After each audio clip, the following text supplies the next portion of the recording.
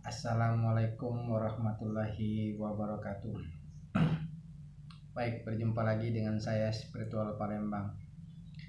Pada kesempatan hari ini kita akan membahas masalah hipnosis ya. Jadi yang akan kita bahas malam ini adalah hipnosis dan tata caranya. Jadi video ini jangan kalian skip ya, karena setelah selesai menonton video ini maka langsung kalian praktekkan, baik kepada istri, kepada suami, kepada anak, kepada teman, kepada pacar ya, bisa langsung kalian coba. Tapi sebelumnya silakan bantu subscribe channel ini ya. Terima kasih bagi yang sudah subscribe dan selalu mohon dukungannya ya. Baiklah, kita akan mulai.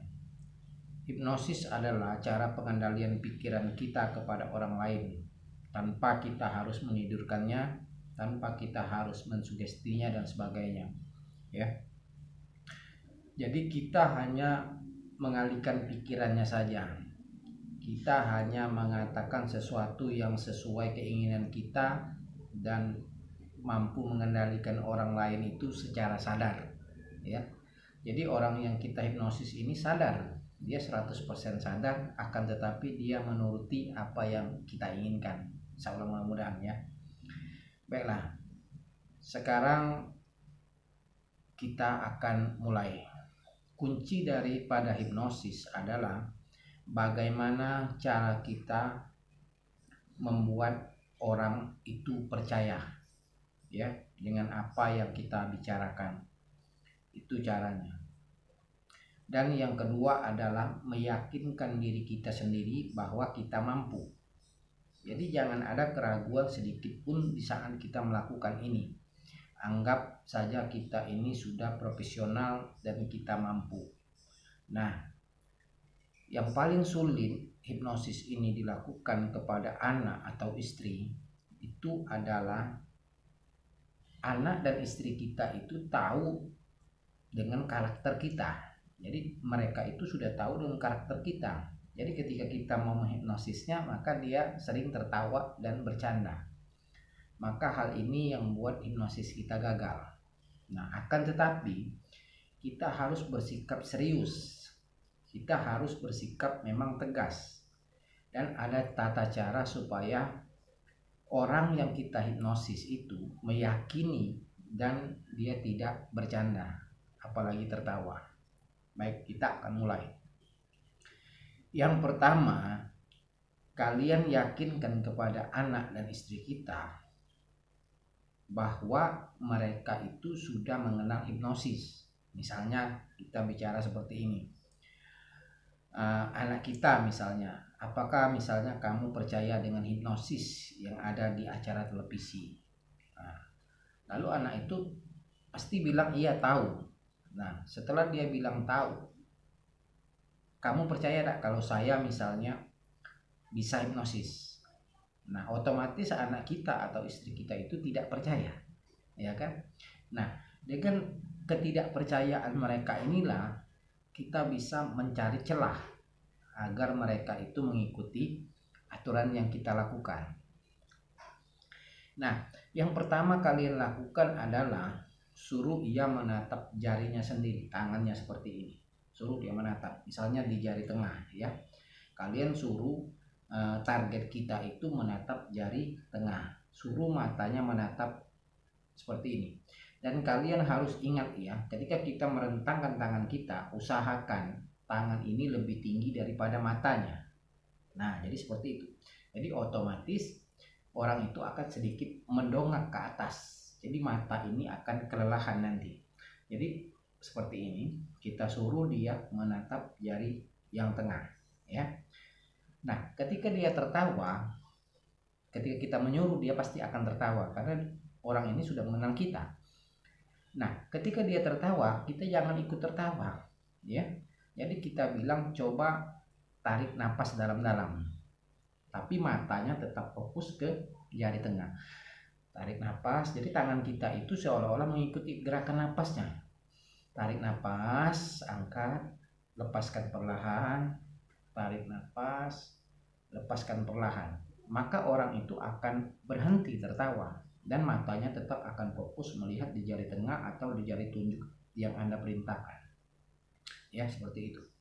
Nah, ini sudah, jadi ketika dia mengikuti apa yang kita perintahkan, secara otomatis itu berarti dia sudah mengikuti apa yang kita bilang dan kita katakan. Itu tahap awalnya. Ya. Jadi tahap awal kita sudah berhasil. Nah, lalu masuk ke tahap 2. Nah, di tahap 2 ini ketika dia sudah fokus melihat jari atau ini, maka kita akan menyentuh jarinya. Jadi kita sentuh jarinya, jari orang yang sudah kita sentuh, jari orang itu kita sentuh jarinya seperti ini.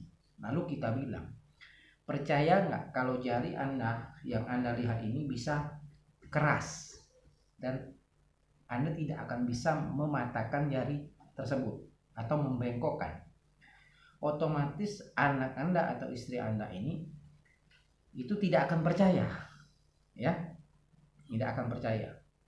Lalu jika kalian tidak percaya, maka fokus lihat jarinya. Kalian fokus lihat jarinya. Fokus seperti ini bilang. Terus matanya usahakan jangan sampai berpaling. Usahakan matanya terus melihat jarinya, ya. Melihat jarinya sendiri. Ini. Terus sambil perintahkan lagi dia tarik nafas, lepaskan, tarik nafas, lepaskan. Nah, ketika dia sudah fokus melihat jari napasnya, jari telunjuknya atau jari tengahnya, dia fokus melihat ini sambil menarik nafas. Nah, di saat dia menarik nafas seperti ini, di saat dia menarik nafas, jadi kita ulangi dulu ya. Misalnya tarik nafas, lepaskan, tarik nafas, lepaskan sambil matanya tetap fokus ke jarinya ya. Jadi di saat dia sudah fokus atau lengah, maka kita harus menepuk jarinya. Kita tepuk seperti ini. Kita tepuk. Tapi ingat ya, di saat kita menepuk jarinya ini, itu di saat tangan kita sampai ke jari orang itu, maka kita harus barangi dengan bilang keras. Jadi tak keras, langsung kita pegang seperti ini, keras ya, keras. Jadi tangan ini keras, kita bilang seperti itu ya. Jadi otomatis saat kita menepuk keras, maka orang ini akan mengalami kaget ya. Dia tidak menyadari bahwa kita akan bahwa dia itu tidak menyadari bahwa kita akan menepuk jarinya. Langsung dia fokus seperti ini, langsung kita tepuk keras, maka tangan ini akan keras. Jadi semakin Anda berusaha membengkokkan tangan ini, akan semakin keras ya, karena jari ini sudah menjadi besi, bilang seperti itu. Tapi ingat, kuncinya ada di sini. Di saat kalian menepuk, tangan kalian sampai, kata-kata keras itu harus serempak ya. Jangan misalnya baru kalian bilang keras, itu tidak bisa. Jadi misalnya keras langsung dipegang sendiri. Jadi jari Anda akan menjadi keras seperti batu atau seperti besi, bilang seperti itu ya. Maka otomatis jari ini akan keras ya, akan keras dan tidak akan bisa dia bengkokkan. Jadi setelah kita bilang keras, jarinya seperti besi, jadi